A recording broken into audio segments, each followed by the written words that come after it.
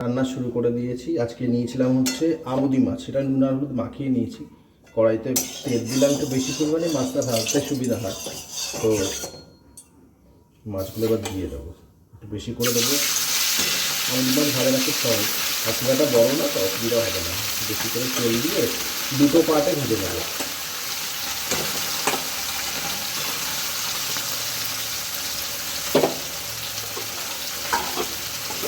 আর আজকে সেই বিট গাজরের তরকারি যেটা করেছিলাম সকালবেলা, এটা দিয়ে দুপুরে খাওয়া হয়ে যাবে, সাথে মাছ থাকছে। আর এই যে আপনাদের সাথে শেয়ার করলাম আগের ভিডিওতে পালং শাক, এটা আমার গাছে হয়েছিল, মানে ছাদ বাগানের গাছে। এর আগে অনেকটা পরিমাণে পেয়েছিলাম, সেই শেকড়গুলো তুলিনি, তো আজকে আবার এতটা পেলাম।